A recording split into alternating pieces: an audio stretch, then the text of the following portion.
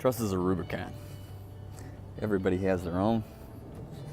If you're smart, you know it's not about the other person's box. It's not about your box. It's about performance.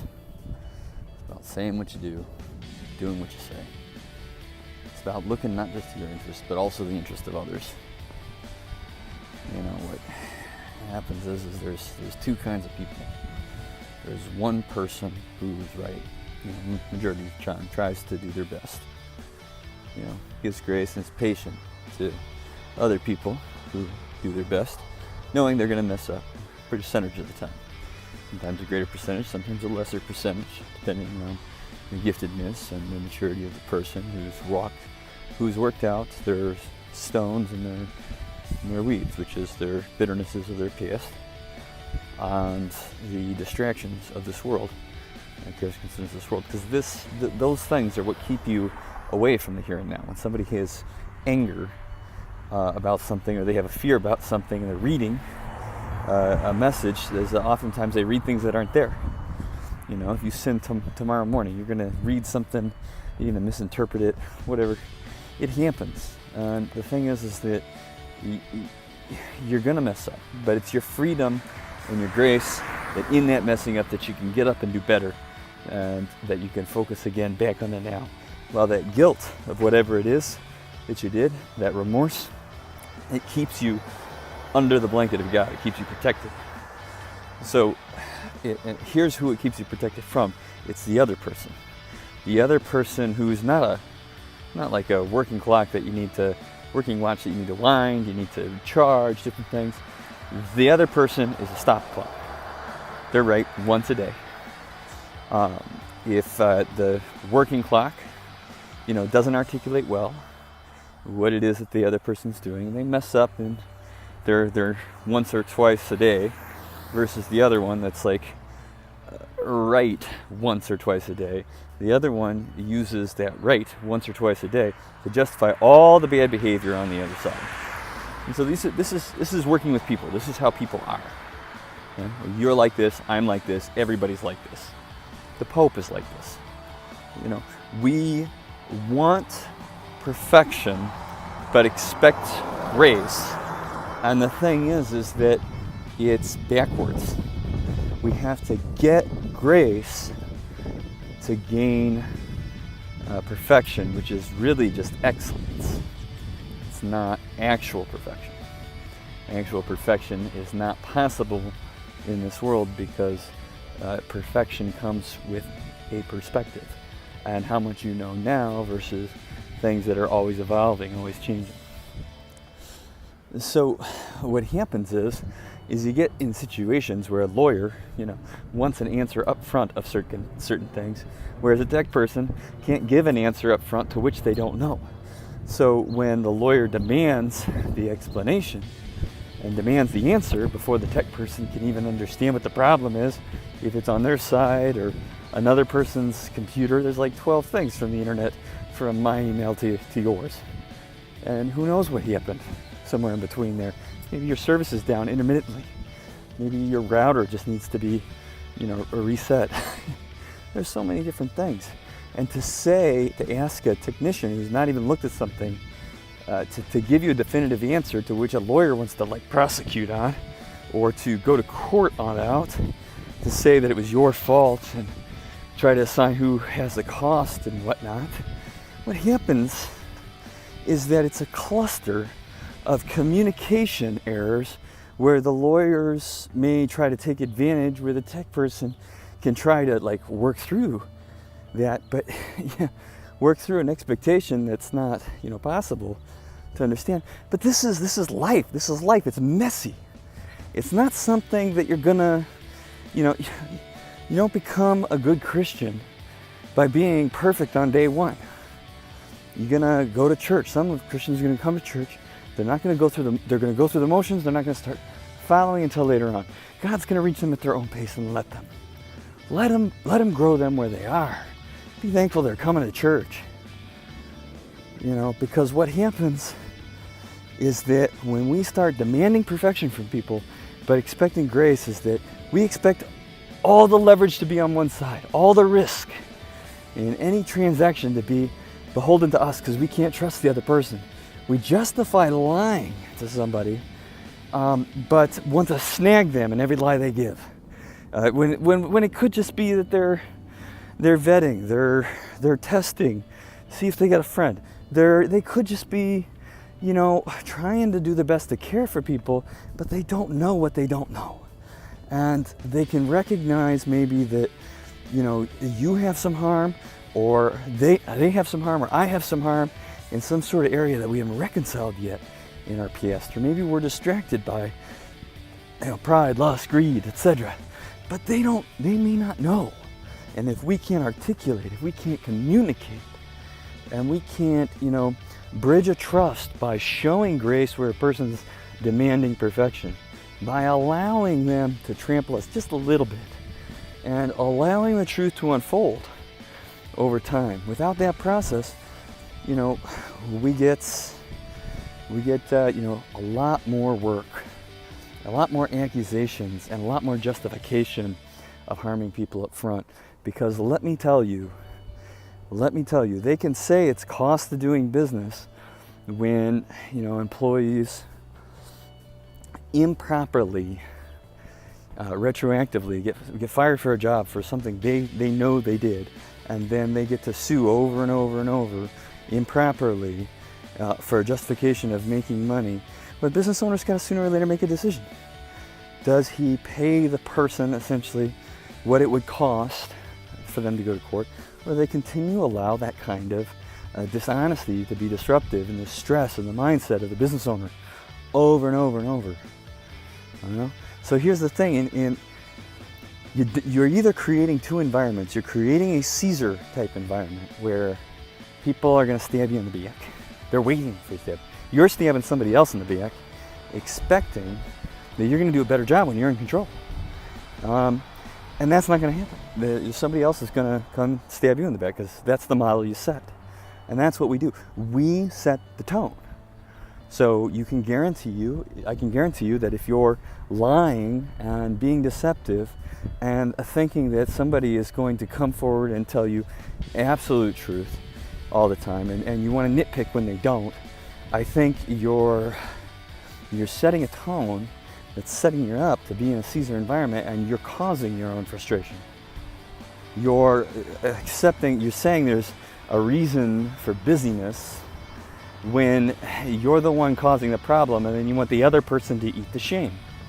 And that's too much, Why would you're welcome to give somebody else all the work and then complain about how it's not how you would have done on the backside. You didn't even want to do it. You gave the other person to do the work. So dynamically, be careful, because there are people who will throw the work on you. They will justify doing so. They will gossip about it and say, that you should that gossip's bad, but it's only bad if you're gossiping in a bad way about me, rather than gossip is completely bad, because what happens is that people want to say, if people have heard about you, that's somehow true. But here's the thing, in the game of telephone, people sometimes change things on purpose, and some people change things accidentally because they misinterpreted or misheard. And so you've got to do what's effective in what's in front of you, not focusing on the stones, the bitternesses, the problems, Let God sort some of those things out. You don't need all that extra heavy lifting, extra work. You got to be effective with what's in front of you.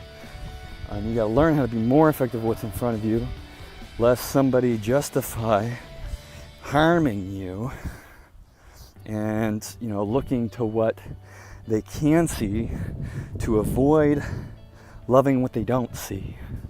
Because some people have been through real hardship.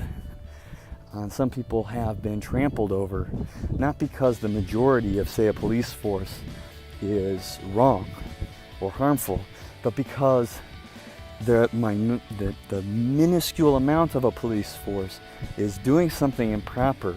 They may look to pull you over in an area where they can't, where you're going to have to pay more to get rid of a ticket than it would to just pay the ticket. But here's the thing, when we justify actions, something like that, is that it creates extra work at everybody else. It creates distrust of the police force, who's right the majority of the time. Because people are looking about the minority of the time that things are off. And they don't look to what they don't know, which is what's going through in the police officer's mind. What bills are they having to pay? How is their community struggling? And if we could think about what's effective, we could go in there and we could help that police force. And if we could look to what's effective, it's like, why do people distrust certain mechanics? It's because somebody at the counter doesn't know that the mechanic may be being deceptive because he's worried about paying a bill, or he's worried about the money that he has. And if that could be approached in a gentle way, there could be a better reputation for the mechanic shop. Instead of creating busyness and extra work, they don't realize that the person behind the counter may not be showing it. They may not be showing it, like the customer service agent on the phone. They may not be showing that you're actually harming them and what they're going through, but we are. We're all going through things. We are. That celebrity, that person in politics or whatnot, even if they're being deceptive, they've been through something. There's a reason they're afraid to tell the truth. There's a reason that they think that they're doing the right thing, even though they're not. And it's a blindness they have in a belief that's false. Now, if the people would look to how and open up to the fact that when they're a stop clock and they're only right once a day, and they're justifying all the inappropriate behavior to say it's the once a day that matters, then they could reconcile that if they really want to do some good that's going to last, they'll change, they'll alter. But if you have to be the one to confront that, then you have to go in knowing that they may not know yet. They may not reconcile the behavior they're doing. Most people, when they're angry, when they're frustrated, when they're in pain, they don't reconcile the harm they cause themselves. They don't reconcile the harm they're causing you. They're too focused on how hurt they are. They have no idea they're hurting you. So you have to go in a gentle way at the right time to be a person of grace, to go in with a willingness to be harmed and keep integrity anyway. To the Greeks, I am as the Greek. You want to help somebody who's struggling? Show them self-control. Model it. You can go in the lion's den and not be harmed because you can show care and love anyway. You can stand up for the truth. Jesus died on the cross. He didn't die on the cross just for us, just for certain people. He died on the cross for the people in the temple. He died on the cross for the leaders in the temple who were causing the problem. Like the Sith, who only want, one leader. They control the manipulation, the winds and the waves. They built their house on sand that they can move, they can meld, because they think it's better. But it's not. They're fooled. They're looking into a false belief that if I can just control something, that I can do something better, rather than lift people up to self-control. To teach them to work within boundaries that are healthy, that are appropriate. Have one drink. Show moderation to the others. Don't show that you can't control yourself, that it's not able to be done. Don't make it the thing that you need to walk away from. So, you got to love other people as you want to be loved. And if you're focused on controlling, you're focused on a Caesar thing. You're focused on, making it to where you're going to be waiting for somebody to come out and deceive you. You're going to be totally blindsided, like Jacob was totally blindsided. He thought he was doing something right, deceiving to get what he wanted by his mom teaching him. But it took him a hard lesson. He had to work by the sweat of his brow, like 7 years, to get what he wanted, because he didn't reconcile that he was receiving from his new father-in-law what he had done to his brother. And it was his wrestling with that, with God overnight, Israel wrestling with God, that allowed him to realize that he was causing the very harm he didn't want to have. So, Jesus said, my load is easy, my burden is light. It's because he did the right thing, no matter what, best he could, whenever he could.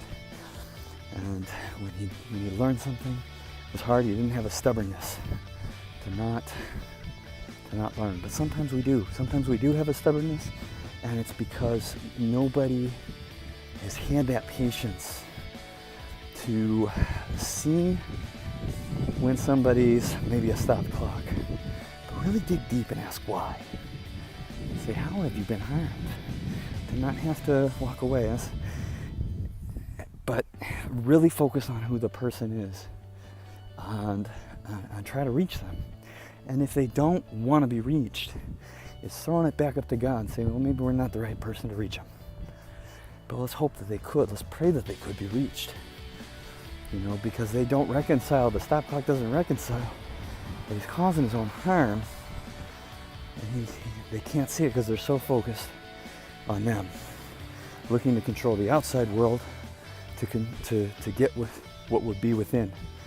But the key is to control the inside to get the result you want outside of you. Because people are going to have that cost of business thing. They're going to say it's the cost of business. That's always going to be happening. But it can happen to a lesser degree.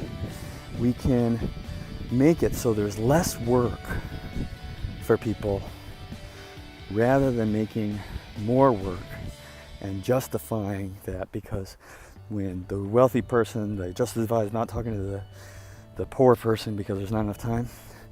The poor person, they may not see the poor person doesn't have enough time and vice versa. The thing is that we're all pressed. We all feel it. Whenever there's improperness, when there's people going 70 miles an hour in the 55 zone, and there's cameras on it all the time. No one's getting a ticket, but people are randomly getting picked off as to who should get a ticket and when. People have a distrust naturally for how people might do that, and they should to a degree.